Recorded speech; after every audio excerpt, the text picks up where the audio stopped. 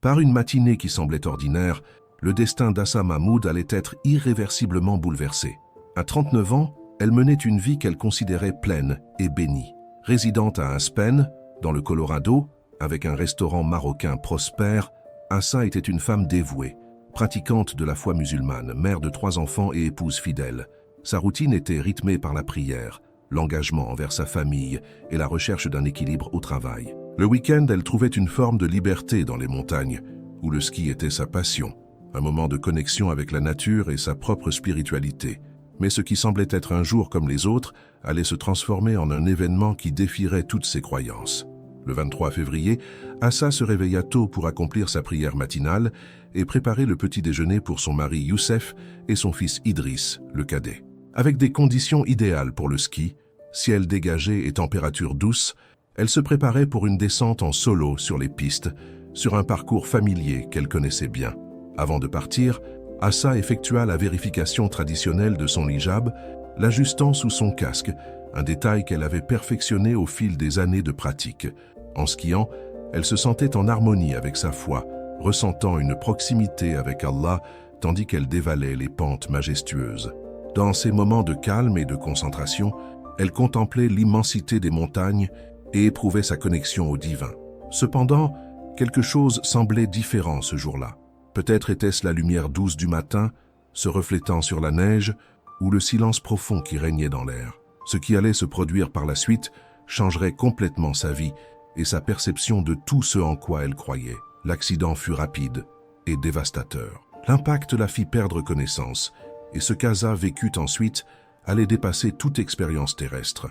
Elle se retrouva dans un état de conscience au-delà de la mort, où l'impossible devint réel.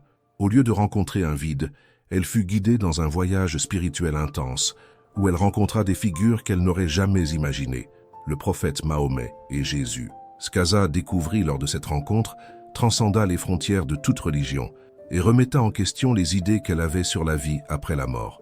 Ce qu'elle vécut dans cette autre dimension la transforma profondément. La révélation qu'elle reçut, aussi choquante soit-elle, remetta en cause tout ce qu'elle savait jusqu'alors, sur la mort, sur la foi, sur le sens de la vie.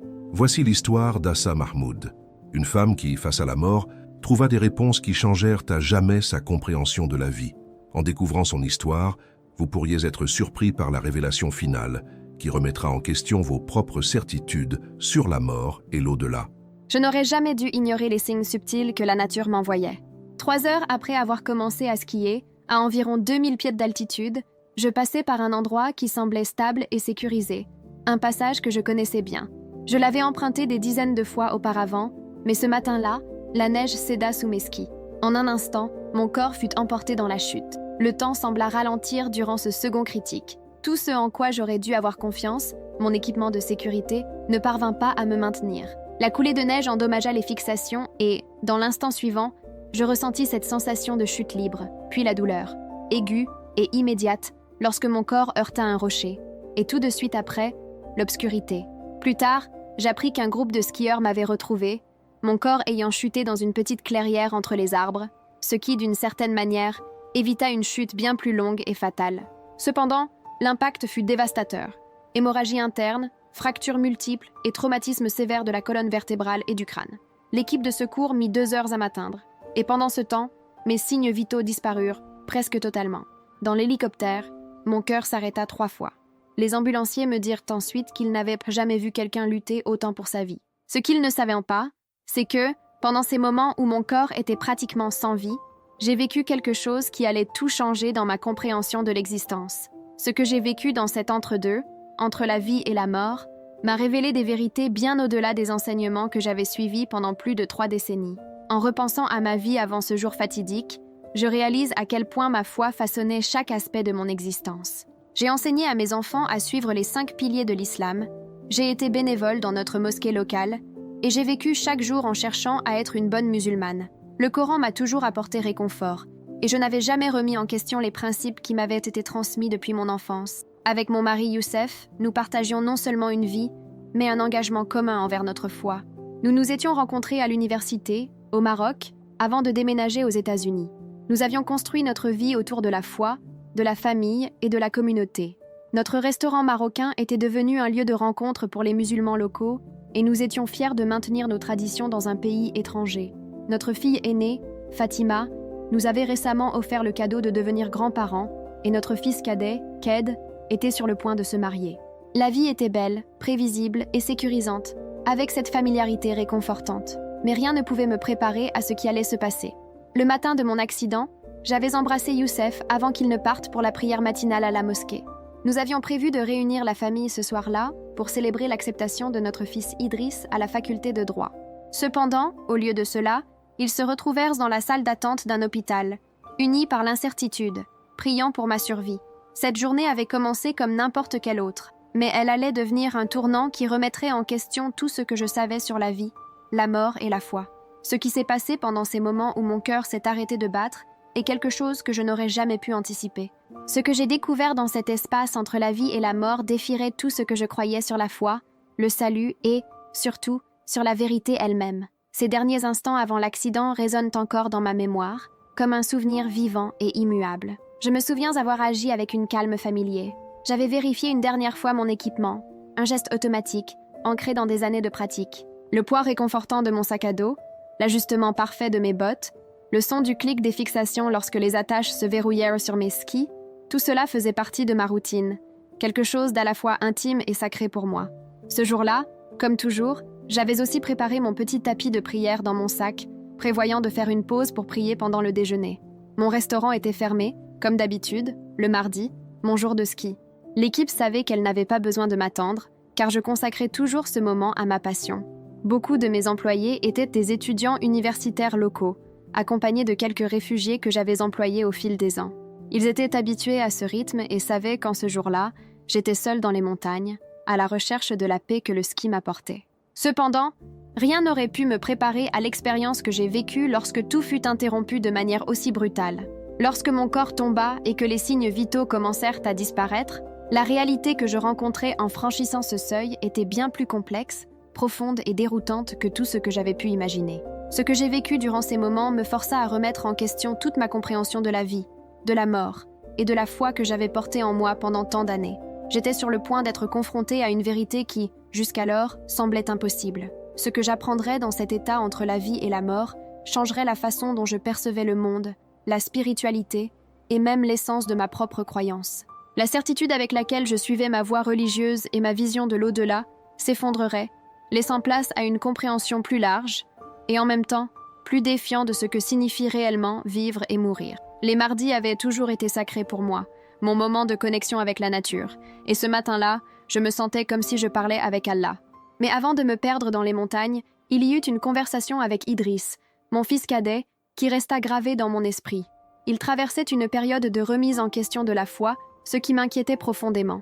Au petit déjeuner, il me dit, sur un ton sérieux, « Maman, comment être sûr que notre chemin est le seul juste ?» À ce moment-là, je lui ai donné les mêmes réponses que j'avais toujours fournies. L'islam est la révélation finale, Mahomet fut le dernier des prophètes, le Coran est parfait et immuable. Je croyais fermement en ces réponses, mais maintenant, en repensant à cela, je me demande, comment aurait-il été si j'avais su ce que je sais maintenant? Quelle part de vérité comprenais-je vraiment à l'époque? Combien étais-je prête à remettre en question? Malheureusement, il est courant que nous, les êtres humains, soyons si certains de nos croyances jusqu'à ce que la vie ou la mort nous montre une réalité bien différente. Ici, à Aspen, j'étais connue sous le surnom de « la skieuse en hijab ». Au fil des ans, j'ai gagné du respect, non seulement pour mes compétences sur les pistes, mais aussi pour la manière dont j'ai brisé les barrières culturelles. J'aidais des femmes musulmanes plus jeunes qui souhaitaient pratiquer des sports de plein air, tout en préservant leur modestie. J'ai même été mise en avant dans un article de journal local, où le journaliste m'a demandé si porter le hijab en skiant était difficile. J'ai ri et répondu, avec toute la conviction du monde, « Rien n'est difficile si vous croyez que c'est la volonté d'Allah ». À ce moment-là, cela me semblait être la vérité absolue. Ma vie était construite sur un équilibre soigneusement établi entre la foi et la vie américaine. Notre restaurant, Aïcha's Café, servait exclusivement de la nourriture halal, et nous fermions pendant les heures de prière. Pendant le Ramadan, nous recevions la communauté pour l'iftar. Je croyais vivre selon ce qu'Allah avait prévu pour moi, être une bonne musulmane, tout en embrassant les meilleures facettes de la culture américaine. Le samedi, je donnais des cours à l'école islamique du week-end, enseignant aux enfants à réciter le Coran. Je connaissais par cœur tous les versets concernant le paradis et l'enfer, le jour du jugement et le pont que toutes les âmes doivent traverser, le feu de l'enfer. J'enseignais ces choses avec une certitude absolue, sans imaginer que ma compréhension pourrait être, en réalité, incomplète, voire erronée. Mon amie Rebecca, une chrétienne dévouée, a essayé plusieurs fois, au fil des années, de me parler de Jésus. Toujours poliment mais fermement, je mettais fin à ces conversations. Isa était un grand prophète, disais-je, utilisant le nom arabe pour Jésus, mais Mahomet était le messager final. Comme ces conversations me semblent ironiques aujourd'hui, comme elles semblent si éloignées de la vérité que je découvrirai bientôt. Et pourtant, je poursuivais ma vie, convaincue de ce que je croyais, sans jamais remettre en question. Le mois précédant mon accident, j'ai fait un rêve qui m'a profondément perturbée. Dans ce rêve, je descendais la montagne en ski, mais la montagne était faite de livres, représentant tous les textes religieux du monde. Plus je montais, plus les livres s'effondraient sous mes skis, jusqu'à ce qu'au fond, je voie une figure de lumière. Je n'arrivais pas à distinguer qui c'était. À l'époque, j'avais écarté ce rêve comme étant sans importance, une fantaisie passagère. Mais maintenant, en y repensant, je commence à me demander, était-ce un avertissement ou une préparation à ce qui allait arriver? Ce matin-là, alors que je conduisais vers les pentes, j'ai entendu dans le son de la voiture une récitation de la sourate Al-Fag. Les versets parlèrent de la mort et du jugement, et ils résonnaient dans mon esprit tandis que je garais la voiture et prenais mon équipement. Et la trompette sera soufflée, et voici qu'ils sortiront de leur tombe pour courir vers leur Seigneur. J'avais toujours trouvé du réconfort dans ces versets, mais maintenant, d'une manière que je n'aurais jamais pu prévoir, ils sonnaient comme une prémonition. Ces moments, ces petites occurrences que je percevais comme de simples coïncidences dans ma vie, ont pris une nouvelle dimension face à ce qui était sur le point de se produire. Ce jour-là, la mort n'était plus une abstraction lointaine. Elle se rapprochait d'une manière que je n'avais jamais imaginée. Et, alors que je me préparais à descendre la montagne, la sensation que quelque chose de bien plus grand que moi était sur le point de se produire se faisait de plus en plus claire, même si je ne savais pas exactement ce que ce soit. Je me souviens d'avoir regardé mon téléphone une dernière fois avant de commencer à skier. C'était une routine, quelque chose de simple et d'ordinaire. Il y avait un message de Fatima, avec une nouvelle photo de ma petite fille Nadia, souriante. Un message de Youssef, me demandant de faire attention, et un appel manqué de Ked. Des petites choses, mais maintenant, après tout ce qui s'est passé, ces messages sont devenus des trésors inestimables. La descente a commencé de manière routinière, comme d'habitude. La texture familière de la neige sous mes skis, le mouvement méthodique pour effectuer les virages, en vérifiant les bords de mes skis à chaque pas, m'assurant que tout était parfait. C'était une piste que j'avais empruntée tant de fois que je pouvais la descendre les yeux fermés. Mais ce jour-là, quelque chose n'allait pas.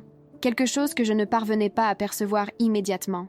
Maintenant, je vois que cette confiance excessive, cette certitude que rien ne pourrait mal tourner, fut l'une des raisons de mon accident.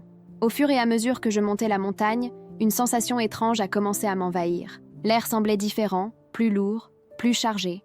Ce qui aurait normalement été un matin vibrant d'activité semblait soudainement silencieux.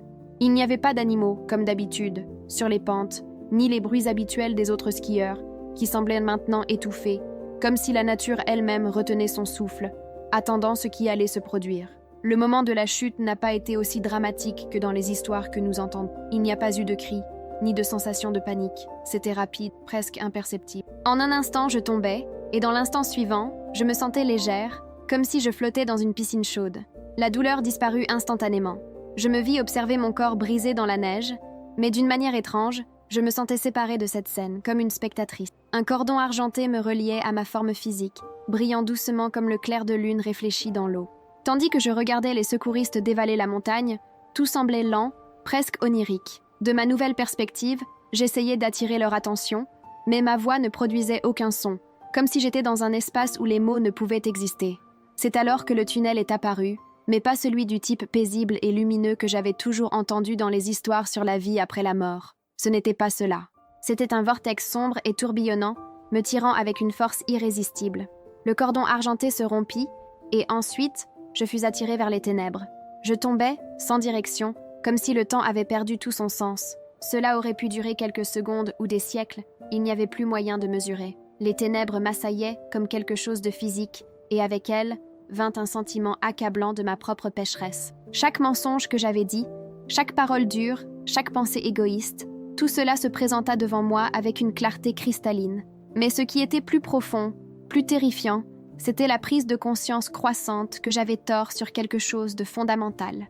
Une vérité que je croyais avec conviction, mais qui maintenant semblait se défaire devant moi. Un verset du Coran résonnait sans cesse dans mon esprit, ceux qui croient et ceux qui suivent la foi juive. Les mots se répétaient inlassablement, et à mesure que le vortex sombre m'engloutissait, je commençais à comprendre que ce que j'avais toujours su, ce que j'avais toujours cru, pouvait ne pas être ce que je pensais. Et d'une manière ou d'une autre, je savais que ma vie allait être réécrite d'une manière que je n'avais jamais pu imaginer. Les versets du Coran que j'avais toujours cru, les paroles que je répétais avec tant de certitude, résonnaient dans mon esprit alors que les ténèbres autour de moi se dissipaient. Les chrétiens et les sabéens, quiconque croit en Allah au jour dernier et pratique la droiture sera récompensé par son Seigneur. Mais maintenant, ces versets sonnaient vides, incomplets. La vérité que j'avais toujours connue semblait fondre, comme du sable entre mes doigts. Finalement, les ténèbres firent place à une lumière rougeâtre et faible, comme le crépuscule d'un jour sans fin. Je me trouvais dans une vaste plaine, infinie dans toutes les directions. Le sol sous mes pieds était noir et fissuré, comme de la lave refroidie, et la chaleur irradiait de dessous, brûlant ma peau.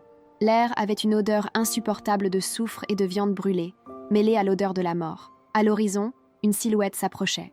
Mon cœur fit un bond d'espoir. C'était sûrement le prophète Mahomet, venu pour me guider vers le paradis, comme je l'avais toujours cru. À mesure que la silhouette se rapprochait, je reconnus les traits familiers que j'avais vus dans tant de représentations religieuses. La barbe, le noble manteau vert. Mais quelque chose n'allait pas. Ses yeux étaient vides, comme des trous noirs, sans vie. Lorsqu'il parla, sa voix n'avait pas le ton beau et mélodieux que j'imaginais, mais un son rauque et rude qui fit frissonner mon âme. « Bienvenue, fidèle », dit-il. Mais ces mots étaient empreints de mépris. « Bienvenue au fruit de ta dévotion ». Je tombai à genoux, confuse et terrifiée. L'image que j'avais de Mahomet, l'homme que j'avais suivi toute ma vie, commençait à se décomposer devant mes yeux. Mais vous êtes le prophète, le messager d'Allah, balbutiai-je, encore en train d'essayer de comprendre ce qui se passait. Il rit, un son horrible, comme du verre se brisant lorsqu'il tombe sur le sol. Je suis celui que tu croyais que j'étais. Je suis celui qui a conduit des millions à l'erreur. Et toi, Aïcha, tu m'as suivi si fidèlement. Le sol autour de nous commença à se fissurer. Je pouvais voir, en dessous de nous, des lueurs de feu, des flammes qui semblaient consumer la terre elle-même. Des cris lointains résonnaient dans l'air, des millions de voix en souffrance. Parmi ces lamentations, je reconnus le son des prières arabes, mêlées aux hurlements de tourment. Ces prières étaient de familières, mais déformées par la douleur. Comment cela était-il possible? Comment cela peut-il être? Murmurai-je, incapable de comprendre la réalité dans laquelle je me trouvais. Il répondit, sa forme commençant à changer devant mes yeux. Ce qui paraissait autrefois une silhouette digne et connue se transformait en quelque chose d'obscur et d'horrible, quelque chose d'effrayant que je ne pouvais pas comprendre. Je n'ai jamais été ce que tu croyais que j'étais. La vérité a toujours été devant toi, mais tu as choisi de ne pas la voir. La chaleur devint insupportable, plus forte, plus dense. Je sentais comme si j'étais en train d'être consumée, comme si la terre sous moi désintégrait tout ce que je croyais. Chaque mot qu'il disait déchirait les certitudes que j'avais toujours portées avec tant de confiance. Le vide dans ses yeux semblait maintenant refléter mon âme, perdue et sans direction. La vérité que je pensais posséder était en train de s'effondrer devant moi. Et plus encore, je réalisais que le chemin que je suivrais désormais serait complètement différent, irréversible. La douleur et la peur se mêlaient à une sensation indescriptible, comme si j'étais au bord d'une révélation qui changerait à jamais tout ce que je savais sur la foi, sur la vie et même sur la mort. À mesure que le démon parlait, je regardais au loin et vis des silhouettes s'approcher. Des millions d'entre elles, toutes portant des hijabs, des robes et d'autres vêtements islamiques. Leurs visages étaient comme des masques d'agonie, déformés par la souffrance, tandis qu'elles erraient dans la vaste plaine en flammes. Ceux qui, comme moi, croyaient avoir accompli leurs obligations et bonnes œuvres semblaient maintenant insignifiants. Toutes vos prières, votre charité, tout cela a été inutile, car il a été construit sur un mensonge, siffla la créature avec un rire cruel. Tu as rejeté le vrai chemin pour une belle illusion. Je voulais argumenter, défendre ma foi, mais tout ce que j'essayais de dire s'effondrait dans mon esprit comme un château de cartes. Les mots fuyaient, se dissipaient comme de la fumée. C'est alors que des images commencèrent à défiler devant mes yeux. Des scènes que je n'avais jamais témoignées, mais que, d'une manière ou d'une autre, je savais être vraies. Je vis le véritable Mahomet, non pas la version idéalisée qu'on m'avait enseignée, mais un homme avec des failles, poussé par des désirs terrestres. Il déformait les vérités divines pour ses propres fins, manipulant les enseignements d'Allah pour satisfaire ses ambitions personnelles. La vérité qui m'était montrée était un coup, une déconstruction cruelle de tout ce que j'avais cru. Non, gémis-je, me couvrant le visage de mes mains, incapable de supporter ce qui se passait devant moi. Cela ne peut pas être vrai. Allah est miséricordieux. Allah est compatissant. Le rire de la créature était encore plus terrible maintenant. Elle rit avec une cruauté insupportable. « Tu n'as jamais connu Allah », dit-elle d'une voix plus profonde, plus monstrueuse. « Tu as suivi un Dieu faux, une divinité lunaire élevée au rang suprême. Le vrai Dieu, celui que tu as rejeté, est bien différent de ce que tu imaginais. Je voulais crier, je voulais m'éloigner, mais la créature devant moi se transformait, se déformait, prenant la forme de quelque chose d'ancien et de maléfique. À chaque transformation, une sensation croissante d'horreur me consumait. Je compris, avec un frisson dans le dos, que je me trouvais face à un des anges déchus, une figure dont j'avais lu dans les Écritures, mais que je n'avais jamais réellement cru. Ce n'était pas un messager divin, mais un démon, un trompeur, déguisé en prophète, une entité qui se nourrissait des âmes des fidèles. Sa voix devint encore plus inhumaine, un sifflement comme le vent dans le vide. Tu leur as enseigné les mêmes mensonges, tu les as guidés sur le même chemin. Ils se joindront à toi ici. Il fit un geste de la main, pointant vers la vaste plaine en flammes qui nous entourait. À moins que, criai-je, désespéré, ma voix résonnant avec une lueur d'espoir. À moins que la vérité les atteigne. L'être rit de nouveau, un rire triomphant. Mais tu es ici maintenant, avec nous, pour toujours. Il fit un geste, comme si toute la souffrance autour de nous n'était qu'une simple démonstration de ce qui allait venir. Ceci n'est que le cercle externe. Voudrais-tu voir où vont les plus dévoués des croyants? Avant que je ne puisse répondre, le sol sous mes pieds se dissout, et je tombais. Je tombais à travers des couches de chaleur croissantes, chaque niveau révélant de nouveaux horreurs, de nouvelles images de souffrances éternelles. Je vis des personnes que je connaissais dans la vie, des imams, des professeurs religieux, des musulmans dévoués que j'avais admirés.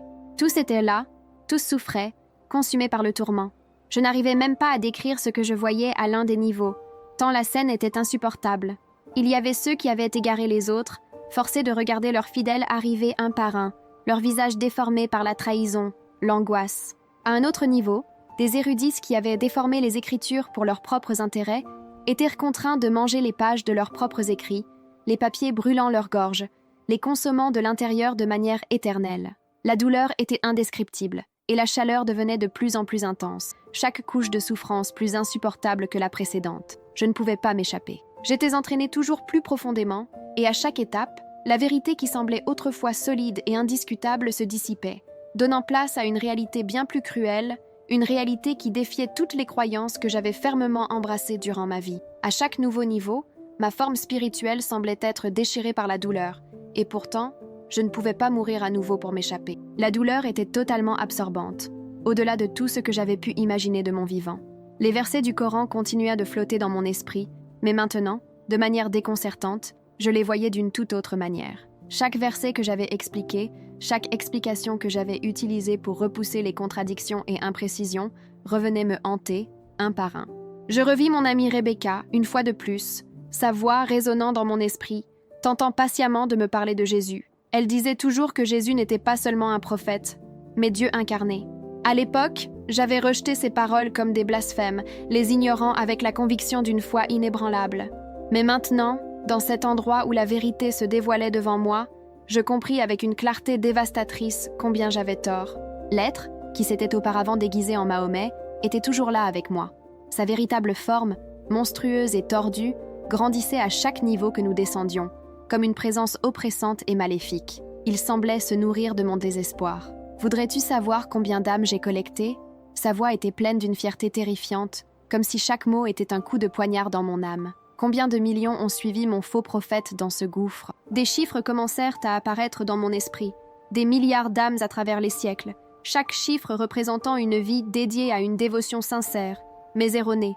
Je vis ma propre famille parmi elles. Mes parents, mes grands-parents, mes ancêtres, tous trompés. Tous étaient là dans cet endroit de tourments éternels. « Pourquoi, Dieu ?» criai-je dans le vide de cette obscurité en feu. « Pourquoi as-tu permis que cela se produise? Pourquoi le libre arbitre ?» Le démon rit à nouveau, un rire de triomphe. « Mais tu es ici maintenant, avec nous, pour toujours. » Il fit un geste, comme si toute la souffrance autour de nous n'était qu'une simple démonstration de ce qui allait venir. Ceci n'est que le cercle externe. Voudrais-tu voir où vont les plus dévoués des croyants? Avant que je ne puisse répondre, le sol sous mes pieds se dissout, et je tombais. Je tombais à travers des couches de chaleur croissante, chaque niveau révélant de nouvelles horreurs, de nouvelles images de souffrance éternelle. Je vis des personnes que je connaissais dans la vie, des imams, des enseignants religieux, des musulmans dévoués que j'avais admirés. Tous étaient là, tous souffraient, consumés par le tourment. Je n'arrivais même pas à décrire ce que je voyais à l'un des niveaux, tant la scène était insupportable. Il y avait ceux qui avaient égaré les autres, forcés de regarder leurs fidèles arriver un par un, leurs visages déformés par la trahison, l'angoisse. À un autre niveau, des érudits qui avaient déformé les Écritures pour leurs propres intérêts étaient contraints de manger les pages de leurs propres écrits, les papiers brûlant leur gorge, les consumant de l'intérieur de manière éternelle. La douleur était indescriptible, et la chaleur devenait de plus en plus intense, chaque couche de souffrance plus insupportable que la précédente. Je ne pouvais pas m'échapper. J'étais entraînée toujours plus profondément, et à chaque étape, la vérité qui semblait autrefois solide et indiscutable se dissipait, donnant place à une réalité bien plus cruelle, une réalité qui défiait toutes les croyances que j'avais fermement embrassées durant ma vie. À chaque nouveau niveau, ma forme spirituelle semblait être déchirée par la douleur. Et pourtant, je ne pouvais pas mourir à nouveau pour m'échapper. La douleur était totalement absorbante, au-delà de tout ce que j'avais pu imaginer de mon vivant. Les versets du Coran continuaient de flotter dans mon esprit, mais maintenant, de manière déconcertante, je les voyais d'une toute autre manière. Chaque verset que j'avais expliqué, chaque explication que j'avais utilisée pour repousser les contradictions et imprécisions, revenait me hanter, un par un. Je revis mon amie Rebecca, une fois de plus, sa voix résonnant dans mon esprit, tentant patiemment de me parler de Jésus. Elle disait toujours que Jésus n'était pas seulement un prophète, mais Dieu incarné. À l'époque, j'avais rejeté ces paroles comme des blasphèmes, les ignorant avec la conviction d'une foi inébranlable. Mais maintenant, dans cet endroit où la vérité se dévoilait devant moi, je compris avec une clarté dévastatrice combien j'avais tort. L'être, qui s'était auparavant déguisé en Mahomet, était toujours là avec moi. Sa véritable forme, monstrueuse et tordue, grandissait à chaque niveau que nous descendions, comme une présence oppressante et maléfique. Il semblait se nourrir de mon désespoir. Voudrais-tu savoir combien d'âmes j'ai collectées ? Sa voix était pleine d'une fierté terrifiante, comme si chaque mot était un coup de poignard dans mon âme. Combien de millions ont suivi mon faux prophète dans ce gouffre ? Des chiffres commencèrent à apparaître dans mon esprit, des milliards d'âmes à travers les siècles, chaque chiffre représentant une vie dédiée à une dévotion sincère, mais erronée. Je vis ma propre famille parmi elles. Mes parents, mes grands-parents, mes ancêtres, tous trompés, tous étaient là, dans cet endroit de tourments éternels. « Pourquoi, Dieu ?» criai-je dans le vide de cette obscurité en feu. « Pourquoi as-tu permis que cela se produise ? Pourquoi le libre arbitre ? Ils écouteront ?» demandai-je, mes yeux fixés sur Jésus. Mon mari, mes enfants, ma communauté. Sont-ils aussi certains que je l'étais ? Sont-ils aussi sur ce chemin ? Jésus me regarda avec une profonde tristesse, mais son regard était rempli de compassion. Certains écouteront, Aïcha, d'autres non. Mais tu dois leur dire quand même. Il marqua une pause, et ses yeux se fixèrent dans les miens avec une intensité qui me fit sentir l'urgence dans ses paroles. Souviens-toi, tu as vu l'enfer en premier, afin de comprendre l'urgence. La gravité de ce qu'il disait me frappa de plein fouet. Chaque âme qui croyait en le mensonge, chaque âme qui suivait le faux chemin, allait dans ce lieu de tourment. Chacun de mes proches était sur ce chemin. Ma fille Fatima, mon fils Ked, mon doux Idriss, mon bien-aimé Youssef, tous marchaient vers cette fin, et moi, avec toute ma conviction, je les y avais menés. Ils doivent entendre la vérité, ou tous seront condamnés à ce lieu de tourment. Les paroles de Jésus résonnèrent en moi, perçant toute la peur et le doute. « Lorsque tu reviendras, poursuivit-il, tu feras face à de l'opposition. Beaucoup te traiteront de folle, d'autres te menaceront. Ta famille pourrait même te rejeter. » Je dus hésiter un instant, un malaise intérieur se formant en moi alors que je pensais aux conséquences. Mais les images de souffrance que j'avais vues ne me laissaient plus aucun doute. « Oui, Seigneur, » répondis-je sans hésiter. « Je suis prête à endurer cela, pour le bien de la vérité. » Je savais que plus rien n'importait maintenant, excepté la vérité que j'avais découverte. Ce que j'avais vu était impossible à ignorer, et il n'y avait plus de retour en arrière. « S'il vous plaît, renvoyez-moi. Laissez-moi leur dire. » Jésus sourit, et dans ce sourire, je ressentis une vague d'amour et de miséricorde que je ne pouvais décrire. C'était plus profond, plus intense que tout ce que j'avais jamais expérimenté. Il toucha doucement mon front, et dans l'instant qui suivit, tout autour de moi devint blanc, une lumière intense et pure qui enveloppait tout. Lorsque la lumière se dissipa, le décor autour de moi changea complètement. Je n'étais plus dans le gouffre de souffrance. Je me trouvais dans un endroit différent, indescriptible, qui semblait au-delà de la compréhension humaine. Je me retrouvais devant un immense tribunal, dont les dimensions étaient bien au-delà de tout ce que j'aurais pu imaginer. Les murs étaient faits de lumière vivante, et le plafond, s'il y en avait un, se perdait dans une lueur si intense que je pouvais à peine le regarder directement. Devant moi se trouvait ce que je savais être le tribunal du Christ.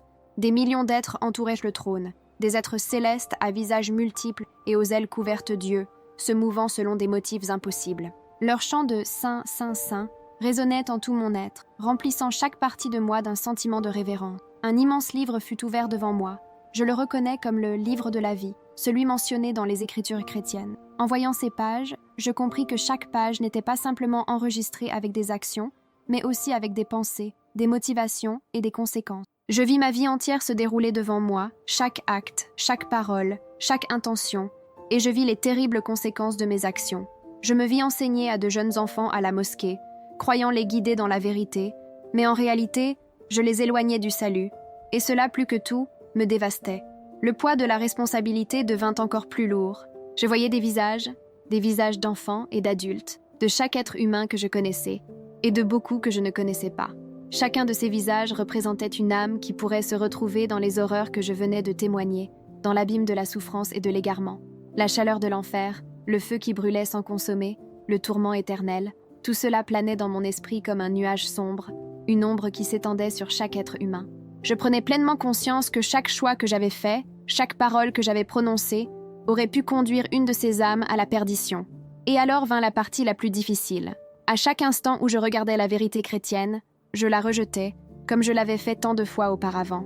Je voyais devant moi les moments où j'avais écarté la possibilité de connaître le Christ, la vérité qu'il représentait, et tout cela se répétait devant mes yeux. Je me voyais adolescente, prenant une Bible à la bibliothèque de l'école, le cœur curieusement touché, mais la reposant sur l'étagère sans même en feuilleter une page. On m'avait enseigné que la Bible était corrompue, mais je ne lui avais jamais donné une chance. Je me voyais éloignant mes amis chrétiens, ceux qui avaient essayé de partager leur foi, convaincus que je possédais déjà la révélation finale, le vrai chemin. L'orgueil me rendait aveugle, je pensais tout savoir. Je me sentais supérieure dans ma foi, convaincue que l'islam était le seul chemin juste et que tout le reste était faux.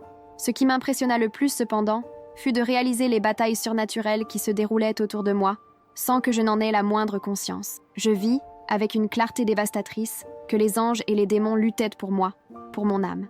Ces moments où je me sentais inexplicablement attirée à enquêter sur le christianisme, ces instants de doute, de curiosité, presque comme une flamme intérieure cherchant à en savoir plus, tout cela avait été l'Esprit Saint me touchant, m'appelant. Mais je l'avais ignoré, je l'avais repoussé, m'éloignant de tout cela, car mon orgueil ne me permettait pas d'écouter. Fille, une voix parla, résonnant de tous côtés. Je ne savais pas d'où elle venait, mais je sentais qu'elle venait de tous les endroits et de nulle part en même temps. C'était à la fois terrifiant et merveilleux, et je savais, au fond de mon âme, que cette voix était celle du Père Dieu lui-même. Elle brisa le silence comme un éclair, et je pus à peine supporter l'intensité. Tu as cru à une tromperie habile. La voix résonna dans mon esprit, et les mots résonnèrent dans tout mon être comme un tonnerre. L'ennemi des âmes a de nombreux déguisements, et l'islam en est un de ses chefs-d'œuvre. Ces mots arrivèrent comme un choc, comme une vérité brute que je n'aurais jamais pu imaginer. Les images commencèrent à se dérouler dans mon esprit, une vision globale qui dévoilait les secrets derrière ce que j'avais suivi toute ma vie. Je vis la véritable histoire de la formation de l'islam, les origines païennes de nombreuses de ses pratiques, la manière dont la religion fut façonnée par des ambitions politiques et des intérêts personnels. Je vis Mahomet recevoir ses révélations. Mais maintenant, je voyais la vérité, la véritable nature de l'entité sombre qui lui apparut dans la grotte de Hira. Ce n'était pas un ange, comme on me l'avait enseigné. Ce n'était pas une révélation divine. C'était quelque chose de bien pire, une présence de mal pur, semant le mensonge de génération en génération. Je vis la peur de Mahomet, les pensées suicidaires qu'il expérimenta après son expérience avec ce qu'il croyait être une révélation, mais qui était en réalité une manifestation démoniaque. Ce n'étaient non pas les signes d'un véritable appel prophétique. C'était la réaction naturelle d'un homme rencontrant le mal sous sa forme la plus pure. Je vis, avec une clarté terrifiante, que j'avais été trompée. Mais pourquoi ? Demandai-je le cœur serré. Pourquoi Dieu permettrait-il qu'une telle puissance soit autorisée ?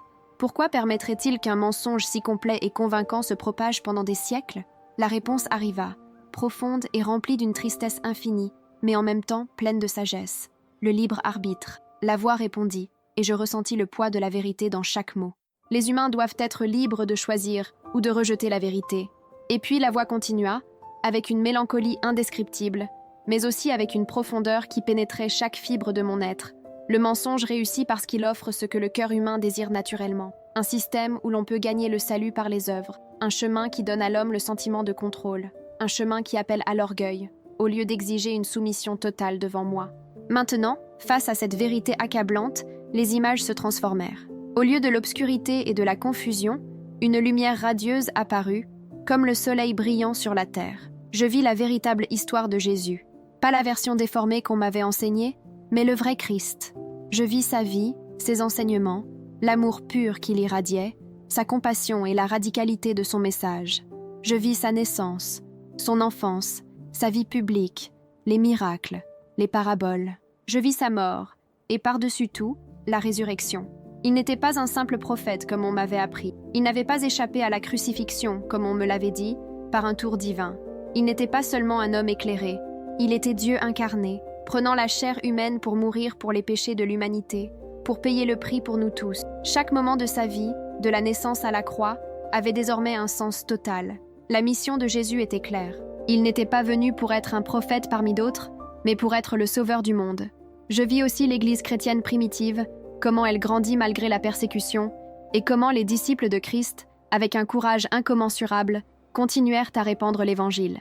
Les images se déployèrent devant moi, et je vis l'ascension progressive de l'islam, mais non pas avec les yeux d'une musulmane, mais avec ceux d'une femme qui comprenait enfin la vérité de tout ce qui s'était passé, et à quel point l'humanité avait été trompée. Je vis la bataille spirituelle qui se déroulait à travers les siècles, où le mal lui-même tentait d'effacer la lumière du Christ. Je vis comment le mensonge de l'islam s'était répandu pendant des siècles, empêchant des milliards d'âmes de connaître le véritable salut. Et tout cela me laissa avec une clarté dévastatrice. Ce que je voyais était réel. L'islam était un mensonge, et j'avais été partie prenante de ce mensonge toute ma vie. Mais malgré cela, il y avait de l'espoir. L'appel du Christ était pour tous. Et il restait encore une chance, une opportunité de revenir à la vérité, de conduire les autres vers la véritable lumière. Et je savais, enfin, ce que je devais faire. J'étais écrasée, complètement consumée par l'intensité de ce que je vivais. La vérité n'était pas seulement douloureuse.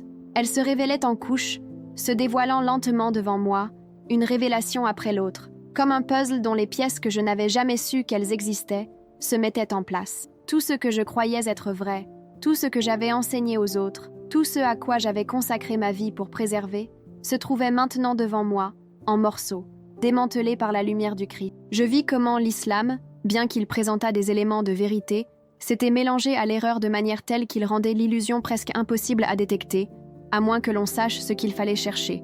C'était comme une toile d'araignée complexe, où les mensonges étaient entrelacés avec les vérités, créant un réseau de confusion si dense que l'incapacité de remettre en question, de penser de manière critique, devenait presque une condition naturelle. Ce qui était le plus perturbant, c'était de réaliser comment la foi musulmane était devenue un système de contrôle si puissant, où tout doute sur le Coran, toute remise en question de sa perfection, était rapidement supprimé par la violence et la répression. La pression sociale, la peur de l'exclusion, la douleur d'être rejeté par la communauté, tout cela maintenait des millions de personnes dans un système de croyances qu'elles n'avaient jamais véritablement remis en question, mais qu'elles n'avaient jamais réellement connu la véritable liberté. Ce fut une vision terrifiante, mais une qui m'enseigna quelque chose d'encore plus profond.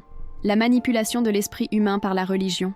L'islam n'était pas seulement une foi, mais un système de contrôle qui façonnait et transformait les gens, les empêchant de connaître la véritable vérité. Et puis, les images commencèrent à se projeter sur ma propre famille, mon arbre généalogique, comme une ligne du temps spirituel qui s'étendait sur des générations. Je vis des centaines de mes ancêtres, tous musulmans sincères, tous avec des cœurs purs, mais tous, sans le savoir, piégés dans l'illusion. Je vis mon arrière-grand-mère parler avec des missionnaires chrétiens au Pakistan, ma grand-mère discuter des Écritures avec des chrétiens à Casablanca, ma mère faire un rêve vivant sur Jésus, mais le rejetant comme quelque chose du diable. Chacune de ces scènes représentait une occasion de salut manqué, et les vagues de ces choix erronés se propageaient, affectant les générations suivantes. Chaque âme qui rejetait la vérité était comme une graine lancée au vent, qui engendrait plus de mensonges, plus de souffrances. C'est alors que quelque chose de profond se produisit, quelque chose qui brisa mon cœur d'une manière que les mots ne peuvent décrire. Je vis l'avenir de mes enfants, Fahima, Ked, Idriss, et l'avenir de ma famille, si rien ne changeait. Je vis Fahima élevant ma petite fille, toujours dans l'illusion, sans même savoir qu'elle perpétuait les mensonges que j'avais aidé à semer. Ked devenait de plus en plus radicalisé, et Idriss, l'enfant que j'aimais le plus, se voyait remettre en question sa foi, mais étant réduit au silence par la peur de la communauté, par la pression de ne pas oser dévier du chemin de la tradition. Je vis l'avenir, génération après génération, perpétuant le cycle du mensonge, de la souffrance et de l'obscurité, et le poids de ce destin m'écrasa. Mais alors, soudainement, la scène changea.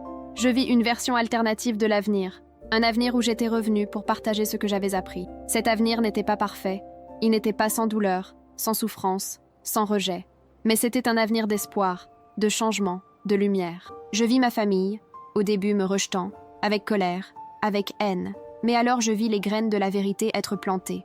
Je vis Idriss, mon cher fils, questionner, s'ouvrir à l'idée d'enquêter sur le christianisme, cherchant la vérité par lui-même. Je vis Faïma, qui était auparavant aveugle, trouver le courage d'examiner ses croyances après avoir vu ma transformation.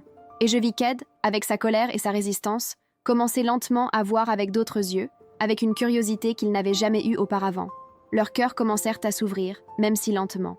Leur souffrance aura un but, dit la voix, d'un ton profond d'espoir.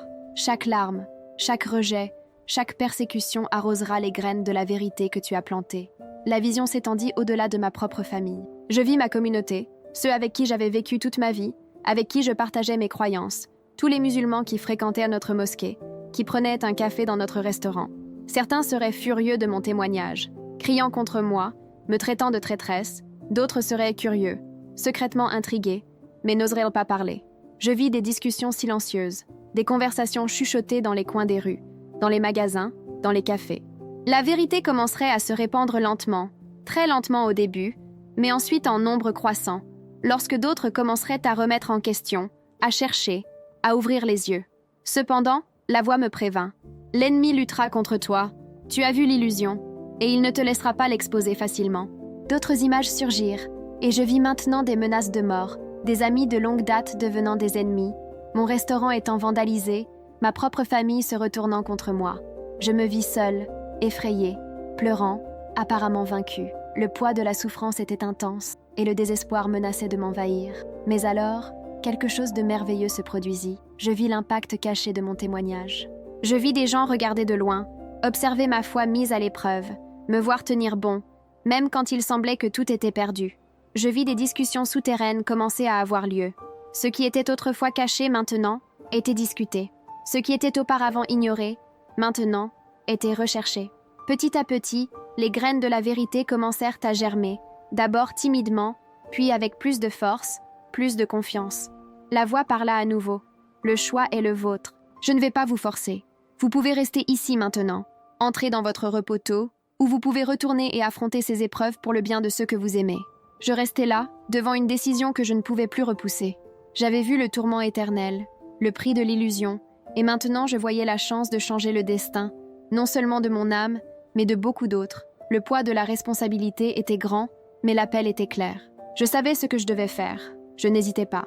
Je savais avec une clarté plus profonde que tout ce que j'avais ressenti auparavant, que ma mission maintenant était plus grande que moi-même, peu importe le coût. Je demandais, sans hésiter, à être renvoyée. « Renvoie-moi », dis-je, et le poids de ma décision était immense, mais en même temps léger comme la certitude de la vérité. La scène autour de moi changea encore une fois, et soudain, je me trouvais dans un endroit complètement différent. J'étais maintenant dans une vaste bibliothèque, avec des murs qui s'élevaient infiniment vers le ciel. Des livres de toute taille et de toutes couleurs remplissaient les étagères, comme si ce étaient des réponses attendant d'être découvertes. La voix parla encore, avec une calme qui m'enveloppait. Ce sont les questions pour lesquelles vous aurez besoin de réponses. Étudiez-les soigneusement. Avant que je puisse pleinement traiter cela, quelque chose commença à se produire. Des informations commencèrent à jaillir dans mon esprit, se déversant avec une vitesse fulgurante. Des réponses à tous les doutes et arguments apologétiques islamiques que j'avais utilisés avec tant de ferveur. Des réponses que je n'avais jamais connues auparavant. Des faits que je n'avais jamais appris. Des preuves archéologiques qui contredisaient les revendications islamiques. Des preuves linguistiques montrant les origines humaines du Coran. J'étais inondée de connaissances que j'avais précédemment rejetées, et plus important encore, d'une compréhension profonde de la théologie chrétienne. Ce n'étaient de plus des arguments superficiels ou des slogans vides que j'avais utilisés pour réfuter le christianisme. Je comprenais maintenant pourquoi la Trinité n'était pas du polythéisme, comme je l'avais toujours pensé. Je comprenais la nécessité de l'incarnation pour le salut, pourquoi l'expiation par le sang était le seul moyen de satisfaire la justice et la miséricorde de Dieu. Tout ce qui me paraissait autrefois de la folie faisait maintenant un sens clair, inébranlable. La voix expliqua. Vous ne vous souviendrez pas de tout consciemment, mais cela sera là lorsque vous en aurez besoin. l'esprit vous le rappellera. Je savais que la connaissance avait été gravée non seulement dans mon esprit, mais dans mon âme, comme si chaque partie de mon être avait été touchée par la vérité. Et alors, la scène changea encore. Maintenant, devant moi, il était là, Jésus.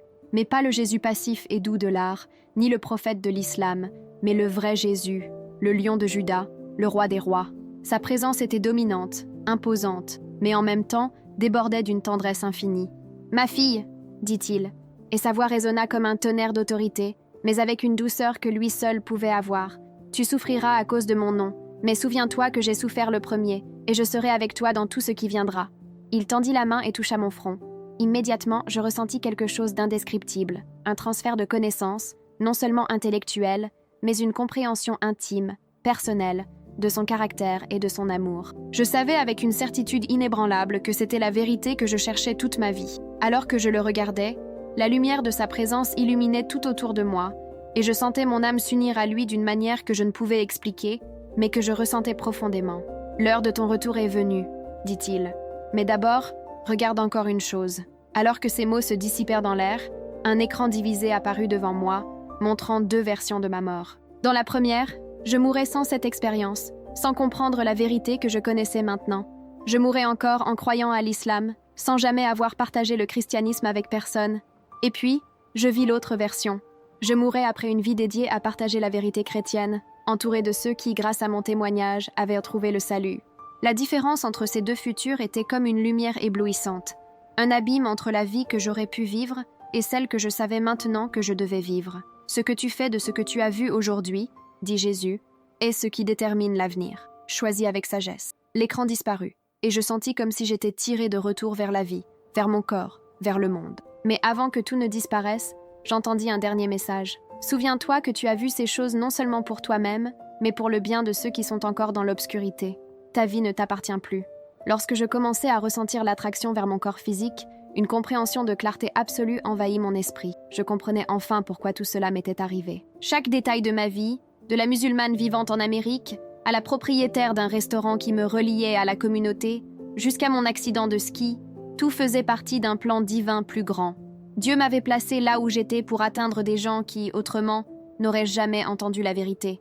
J'étais exactement où je devais être, avec toutes mes expériences et mes connexions, pour impacter ceux qui étaient encore dans l'ombre. La dernière chose que j'entendis avant de revenir à la conscience fut un chœur céleste. Une chanson d'ange, si belle, si pure, que les mots humains ne pouvaient en capturer la beauté. C'était une chanson sur la joie au ciel pour chaque pécheur qui se repent, pour chaque brebis perdue qui revient au vrai pasteur. La mélodie résonna dans mon âme, et je savais que je ne l'oublierais jamais. La transition de retour dans mon corps fut atroce. Je ressentis une douleur profonde, comme si la séparation entre le ciel et la terre était insupportable.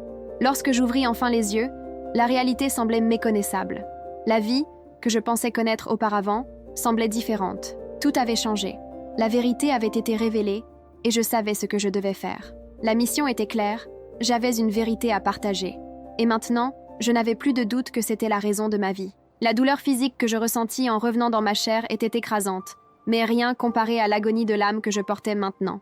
Après avoir expérimenté la liberté de ma forme spirituelle, me retrouver dans mon corps physique était comme être pressé de retour dans un vêtement trop serré et inconfortable. Chaque terminaison nerveuse semblait crier en protestation, tandis que la conscience revenait, apportant la douleur de plusieurs os brisés et de blessures internes. Mais, même la pire douleur physique semblait insignifiante face aux horreurs que j'avais témoignées dans l'enfer. Le bip constant des machines autour de moi me ramenait à la réalité, et je réalisais que j'étais à l'hôpital. La douleur qui brûlait mon corps était cruelle, mais la douleur spirituelle que je ressentais, celle de la vérité récemment découverte, semblait encore plus profonde. J'entendais les voix autour de moi, les médecins et les infirmières discutant de mon état, et au milieu du brouhaha, la voix de ma famille. Mes proches priaient en arabe, leurs paroles devenant des petits couteaux qui tranchèrent mon cœur. Je voulais crier, je voulais leur avertir de la vérité que j'avais trouvée, mais mon corps ne répondait pas. Mes mains étaient immobilisées, les tubes respiratoires bloquaient en ma gorge. Tout ce que je pouvais faire, c'était regarder et écouter pendant qu'ils imploraient un Dieu qui n'était pas là, un faux Dieu qui ne pouvait rien faire pour eux. Youssef était à mes côtés, ses doigts se déplaçant sur le chapelet, tandis qu'il récitait les versets du Coran avec dévotion. Idriss dormait sur une chaise près de la fenêtre, semblant épuisé. Fatima, portant son hijab, était dans un coin, priant fervemment sur son tapis. Chacun d'eux était perdu dans son adoration. si profondément prisonnier de l'illusion. Je voulais pleurer, mais je ne pouvais pas. La tristesse que je ressentais était immense, un poids insupportable dans mon âme, mais mes larmes ne pouvaient plus sortir. J'étais enfermée dans un corps qui ne pouvait plus communiquer la vérité que je savais maintenant. Les jours suivants passèrent dans un flou d'examens médicaux et de médicaments contre la douleur. Mon corps était soigné, mais l'âme semblait dériver. J'observais en silence comment ma famille poursuivait ses prières et gestes de foi islamique, tous sincères, tous profondément enracinés dans leurs croyances. Le restaurant fonctionnait normalement, et les membres de la communauté musulmane venaient avec des prières et des mots de consolation, mais je savais que ce qu'ils ignoraient, c'était la vérité qui brûlait désormais en moi. La vérité que je devais partager, mais que je ne pouvais pas encore. Chaque fois que quelqu'un disait « Alhamdulillah », loué soit Allah, pour ma survie, une vague de tristesse profonde m'envahissait. Ils étaient si proches de la vérité, mais en même temps, si loin. S'ils savaient la vérité sur celui qui m'avait vraiment donné une seconde chance, celui qui m'avait ramené, mais ce n'était pas encore le moment de le dire. Pas encore. Une nuit, où je me retrouvais seule, à l'exception de Youssef endormi sur la chaise à mes côtés, j'arrivais à tourner la tête suffisamment pour voir une petite croix en bois accrochée au mur. Je savais que c'était une décoration simple, typique des hôpitaux chrétiens, mais pour moi, à ce moment précis, c'était le seul signe de réconfort. Autrefois, cela m'aurait dérangé, mais maintenant, elle me rappelait celui que j'avais trouvé dans ces moments cruciaux, Jésus-Christ. Lui, et non Allah, m'avait sauvé. Lui, et non l'islam, était le chemin, la vérité et la vie. Ma survie, que les médecins qualifièrent de miraculeuse, était une vérité incontestable. Les blessures que j'avais subies auraient dû être fatales, mais quelque chose d'autre, quelque chose au-delà de la médecine et de l'explication humaine, était intervenu. La vérité que personne ne comprenait était qu'il ne s'agissait ni de chance ni de médecine moderne, mais d'une intervention divine. Dieu m'avait renvoyé, non seulement pour vivre physiquement, mais pour poursuivre l'œuvre qu'il avait commencée dans mon âme.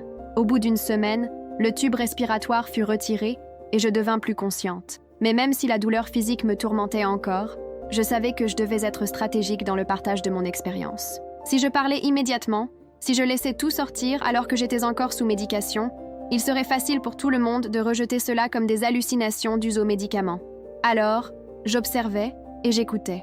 J'observais combien ma famille était profondément enracinée dans l'islam. Chaque mot et chaque geste d'eux était immergé dans des pratiques islamiques, et plus je voyais cela, plus je ressentais le poids de la responsabilité de partager la vérité. Je savais qu'ils n'étaient pas mauvais, mais qu'ils étaient aveugles, tout comme je l'avais été.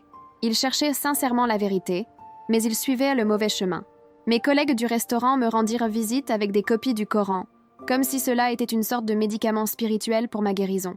L'imam local apparut également pour me rappeler que mon accident avait été un test d'Allah et que ma survie était un signe de sa faveur. Il ne savait néanmoins pas que la seule raison pour laquelle j'étais en vie était que le vrai Dieu m'avait donné une seconde chance, et non parce qu'Allah m'avait protégé.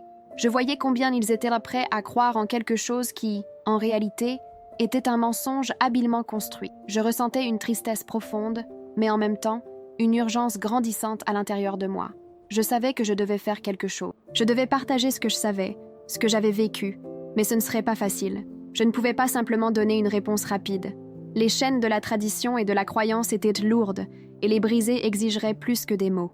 Rejeter l'islam, pour eux, c'était rejeter la vérité qu'ils croyaient absolue. Pour moi, c'était rejeter un mensonge qui m'avait emprisonné pendant tant d'années. Je savais qu'un jour, je devrais les confronter. Mais, pour l'instant, mon corps était encore en train de guérir, et mon âme était en guerre. La vérité brûlait dans mon cœur, mais je devais être patiente, sage et prudente. Je ne savais pas comment, ni quand, mais je savais que le moment viendrait. La vérité que j'avais trouvée ne pouvait pas être gardée secrète longtemps. Elle était plus forte que tout ce que j'avais jamais connu. La situation dans laquelle je me trouvais, immergée dans la douleur physique et émotionnelle, était un paradoxe. Bien que la souffrance physique fût intense et parfois presque insupportable, il y avait quelque chose de plus grand en jeu.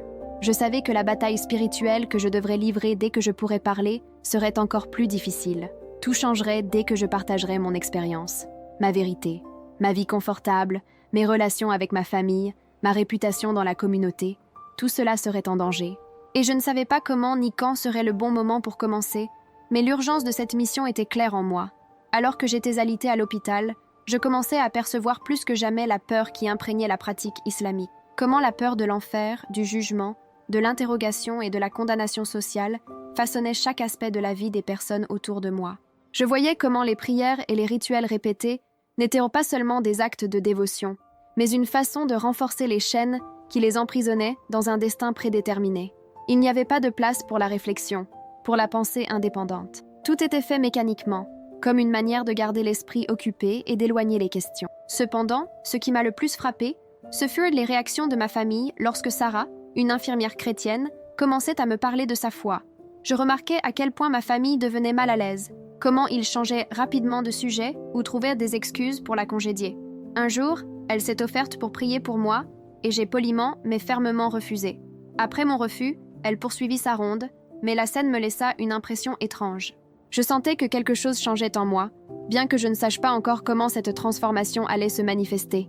Lorsque Sarah me regardait, j'avais l'impression qu'elle percevait quelque chose, comme si quelque chose avait changé dans mon regard, peut-être dans la manière dont je regardais la croix accrochée au mur, quelque chose qui m'aurait gênée auparavant, mais qui maintenant m'apportait du réconfort. Une nuit, alors que nous étions seuls, Sarah serra ma main et murmura avec une certitude sereine « Il est réel, n'est-ce pas ?» Je hochai la tête, les larmes coulant sur mon visage. Je ne pouvais rien dire, car les mots semblaient insuffisants pour exprimer ce que mon cœur savait désormais être la vérité. Jésus, le Christ, n'était plus un simple nom ou une figure lointaine. Il était réel, et il était avec moi. La récupération physique fut difficile, mais je me préparais à la bataille spirituelle qui m'attendait. Je savais que lorsque je commencerais à partager mon expérience, tout changerait. Il ne serait plus possible de revenir à ma vie d'avant, à mes interactions habituelles avec ma famille, à ma position dans la communauté.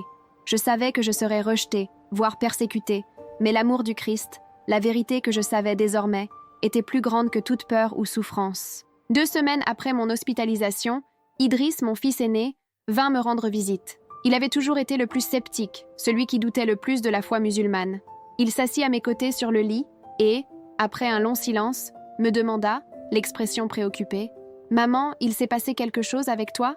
Tu sembles différente. » Je voulais tout lui dire sur le champ, mais j'entendis la voix de Jésus dans mon esprit disant « Pas encore. » Au lieu de cela, je lui demandais « Que penses-tu qu'il se passe quand on meurt ?» Il semblait perturbé. « Je ne sais plus, maman. Je devrais croire ce qu'on nous a enseigné, mais... » Il hésita, puis d'un ton plus doux, il dit « Parfois, je me demande si on peut être sauvé. » Ces mots, ils brisèrent mon cœur, car je savais qu'ils remettaient en question la même chose que j'avais un jour remise en question, la même peur d'avoir tort, la même quête de la vérité. Je serrai sa main, et avec la certitude que j'avais désormais, je répondis « Continue à questionner, Idriss. Continue à chercher la vérité, peu importe où elle te mène. » Son regard était un mélange de surprise et de soulagement. Quelque chose en moi sut, à ce moment-là, Idriss serait l'un des premiers à entendre la vérité. Je savais qu'il n'avait pas seulement le désir de comprendre, mais aussi le courage de remettre en question, de chercher au-delà de ce qu'on lui avait appris. Cette conversation, bien que brève, confirma ce que j'avais vu dans les visions qui m'avaient été données. Il ne serait pas un obstacle, mais une porte ouverte. La graine de la vérité avait déjà été plantée dans son cœur, et l'Esprit de Dieu commençait à agir en lui aussi. À mesure que ma force physique revenait, je commençais à percevoir comment Dieu positionnait réellement toutes les choses. Mon accident était devenu un sujet de conversation dans la communauté musulmane, et les gens en parlaient comme d'un miracle, bien que, bien sûr, ils l'attribuaient à l'action d'Allah. Cela signifiait que, lorsque je partagerais enfin mon témoignage, il y aurait une grande question que personne ne pourrait éviter. Pourquoi Allah me sauverait-il juste pour que je me convertisse au christianisme? C'était une question que, tôt ou tard, tout le monde devrait affronter, et l'Esprit Saint me donna un aperçu de l'impact que cela aurait. Mais ce qui me troubla le plus durant cette phase de ma guérison, ce furent les rêves. Ils commencèrent environ 3 semaines après l'accident. Chacun de ces rêves ressemblait davantage à une visitation, comme si j'étais guidée pour comprendre la prochaine étape ou pour me préparer à ce qui allait venir. Les visions devinrent plus fréquentes et intenses, révélant non seulement mon propre chemin, mais aussi celui de ma famille et de la communauté autour de moi.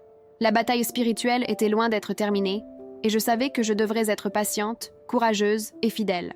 J'avais été renvoyée pour partager la vérité, et non plus pour vivre dans le mensonge. Je savais que sortir de l'hôpital ne signifiait pas que la bataille spirituelle était terminée. En réalité, elle ne faisait que commencer. Chaque partie de mon être était désormais immergée dans cette lutte, et je ne savais pas exactement comment cela allait se dérouler, mais je sentais l'urgence de ma mission battre dans ma poitrine, plus forte chaque jour. L'expérience de la mort et ce que j'avais vu continuaient à me hanter, non sous forme de cauchemar, mais comme une urgence incessante, comme si mon but criait pour être accompli. Chaque nuit, les visions revenaient. Parfois, je me retrouvais de nouveau en enfer, observant les âmes qui arrivaient et tentant désespérément de leur faire comprendre qu'elles croyaient en un mensonge. Le décor était toujours le même, ces âmes étaient tellement prisonnières, tellement convaincues qu'elles avaient raison, qu'il était trop tard quand elles comprenaient la vérité.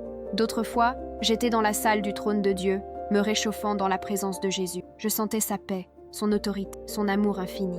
Lorsque je me réveillais, en sueur et haletante, la sensation d'urgence s'intensifiait. Chaque jour qui passait semblait être un jour perdu pour ceux qui étaient encore aveugles à la vérité.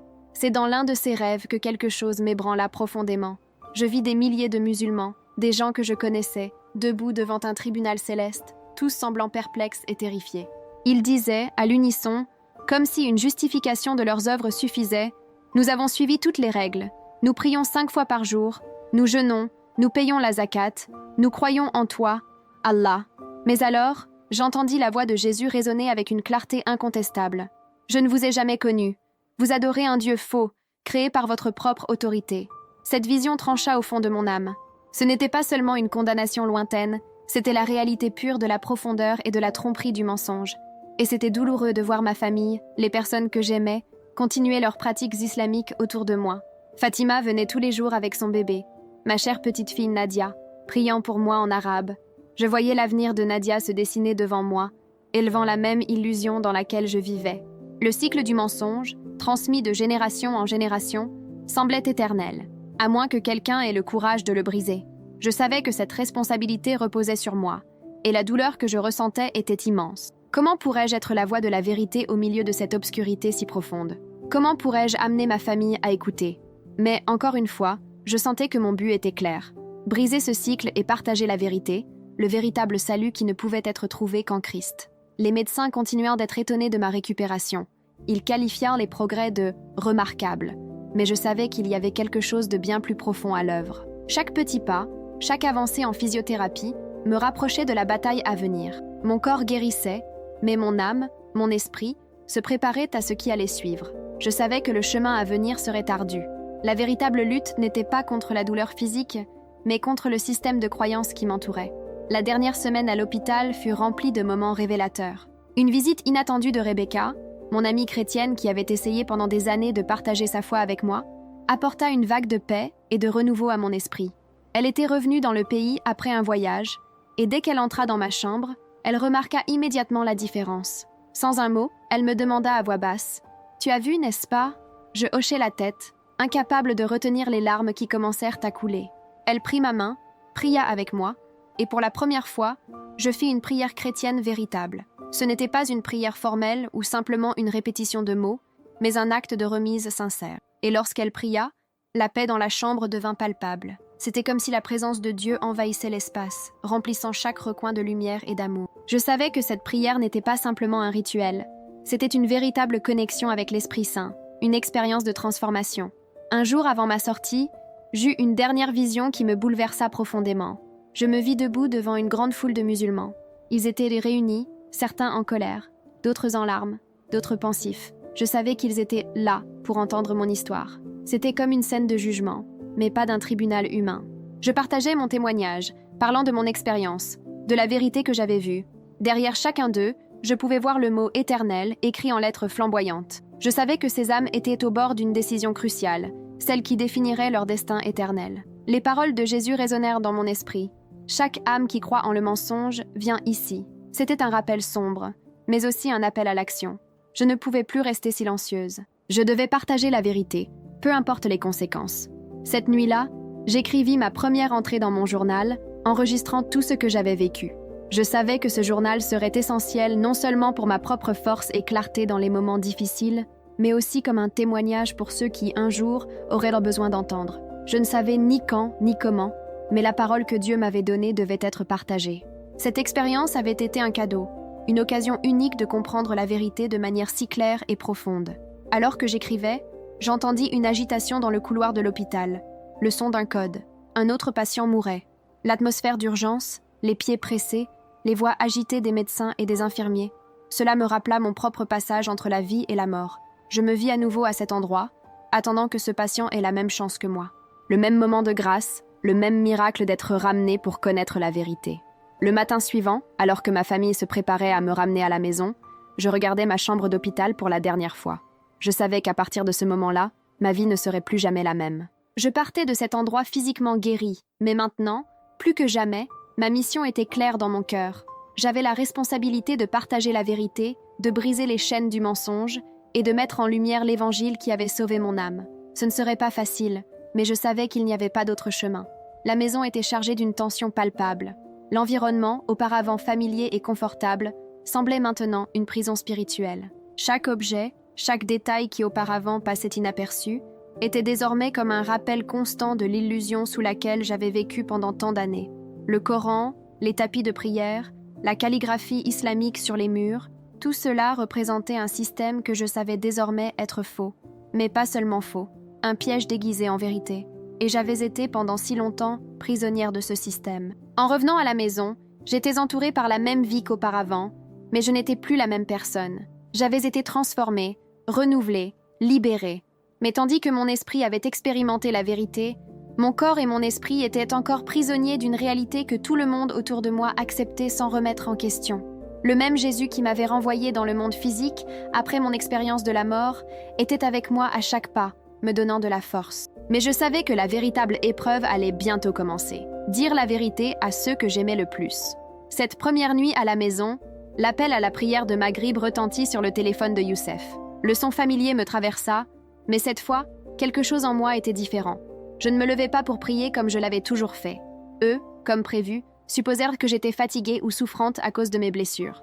Ils ne savaient-ils pas qu'au lieu de prier en direction de la Mecque, je priais silencieusement Jésus, lui demandant la sagesse sur quand et comment leur dire la vérité.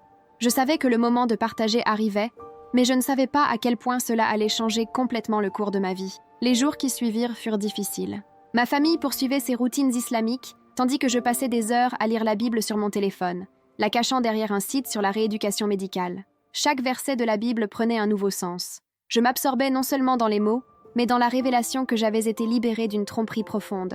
Chaque passage semblait s'adresser directement à mon cœur, en particulier ceux qui parlent du coup de suivre le Christ. Je savais que j'étais appelée à quelque chose de bien plus grand que ce que je pouvais imaginer, mais je savais aussi que cela viendrait avec un prix.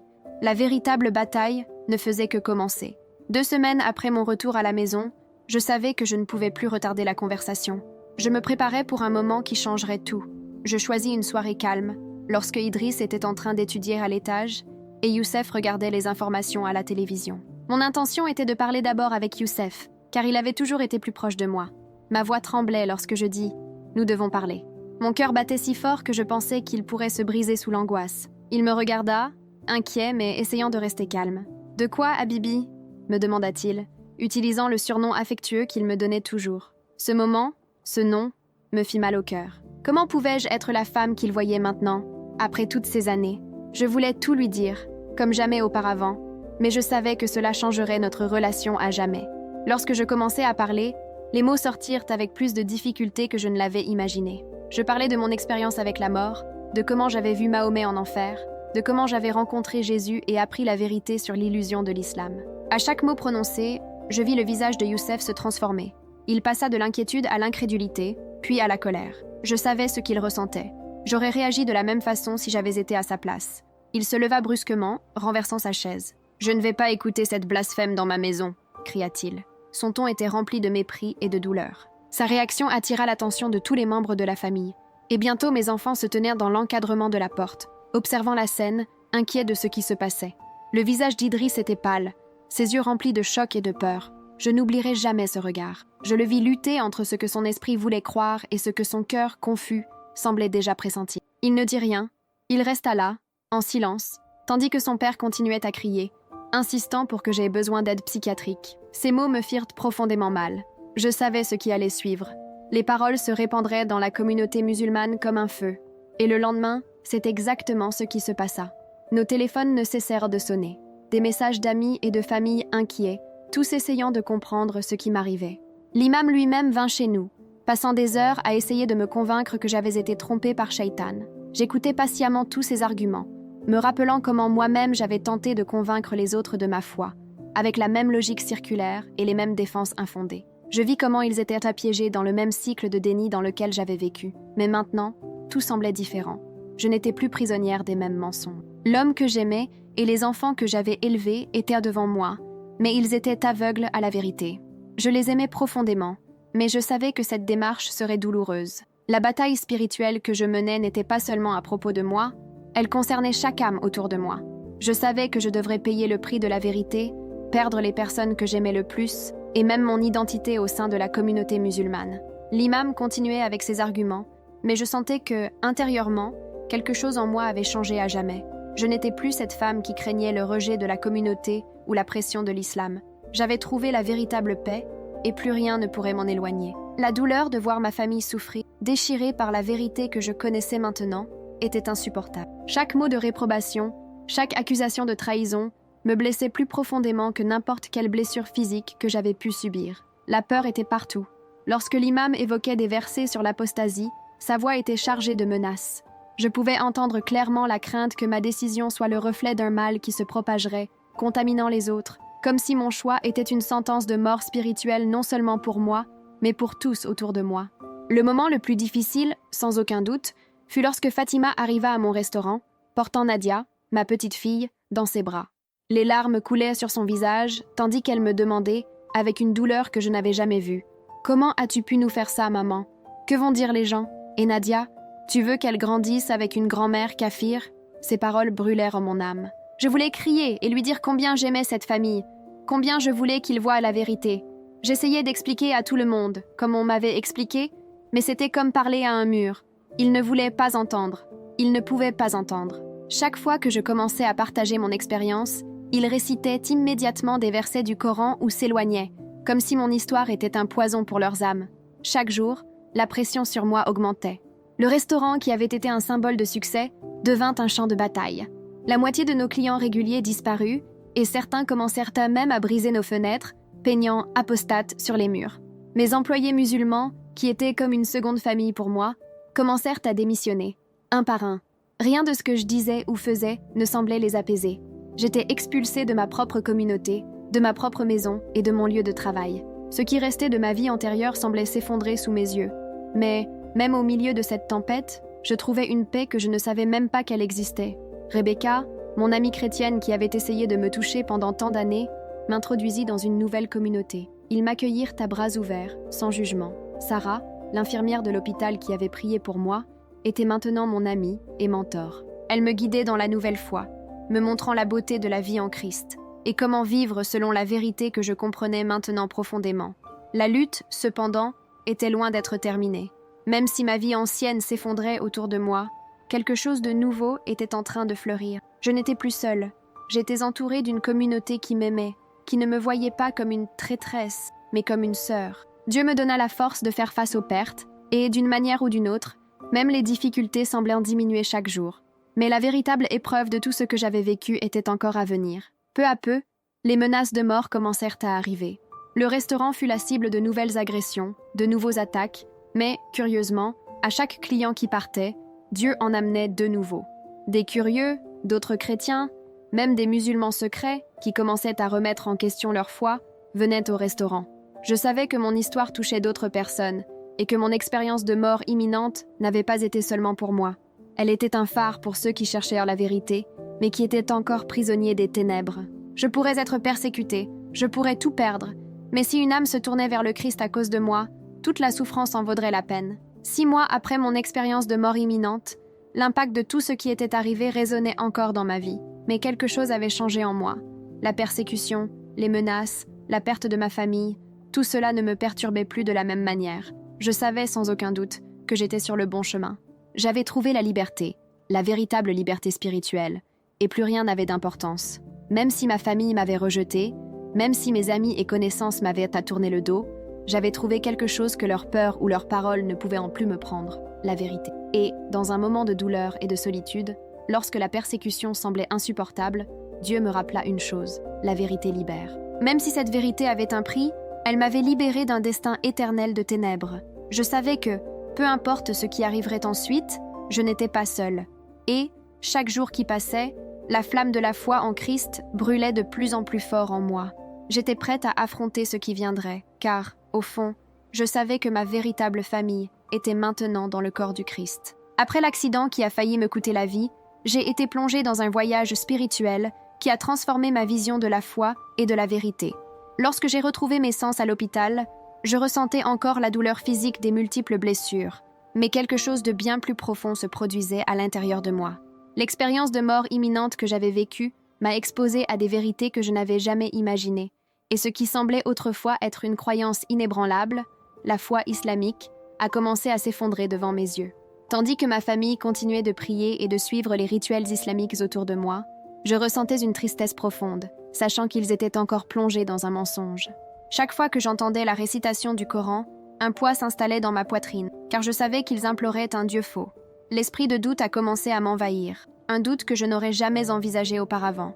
La première vision que j'ai eue pendant mon expérience spirituelle a été un regard direct sur l'enfer. J'ai vu ces âmes arriver, confuses, croyant à un mensonge, avec un destin éternel scellé. J'ai su, à ce moment-là, que l'islam était erroné. C'était une vision terrifiante, mais en même temps, j'ai ressenti un soulagement indescriptible en voyant Jésus, le véritable sauveur, dans sa majesté. Sa présence était forte et aimante en même temps, et il m'a touchée d'une manière qui transcendait toute compréhension humaine. Je n'ai pas seulement appris sa divinité, mais j'ai vécu une connaissance profonde de sa nature et de son amour incompréhensible. Il m'a montré que, sans sa véritable révélation, toute ma recherche de la vérité était vaine. Lorsque je me suis retrouvée devant sa gloire, la peur que j'avais pour l'avenir s'est dissipée et une paix indescriptible m'a envahie. Lorsque ma conscience est revenue dans mon corps, la réalité semblait encore plus insupportable. J'étais immobilisée à l'hôpital, écoutant les médecins parler de mon état et voyant ma famille, désormais complètement dévouée à l'islam, prier pour ma guérison. À chaque prière, je ressentais un éloignement encore plus grand. La douleur physique que je ressentais, bien qu'aiguë, semblait être insignifiante par rapport à la souffrance éternelle que j'avais vécue durant mon expérience. Mais je savais que Dieu m'avait donné une seconde chance de vivre, et cette chance ne devait pas être gaspillée. Avec le temps, j'ai commencé à m'éloigner de la pratique islamique et à chercher la vérité dans la Bible, essayant de comprendre tout ce que j'avais vécu. La première fois que j'ai rencontré des chrétiens, c'est lorsqu'une infirmière nommée Sarah, qui s'occupait de moi, m'a demandé si je voulais prier avec elle. Sans savoir comment réagir, j'ai accepté. Elle a prié pour moi avec une telle foi et simplicité que j'ai ressenti la présence de Dieu à un niveau que je n'avais jamais expérimenté auparavant. Lorsque j'ai commencé à lire les Écritures en secret, j'ai réalisé que les mots prenaient vie pour moi d'une manière que je n'avais jamais imaginé possible. Alors que ma récupération physique progressait, la bataille spirituelle ne faisait que commencer.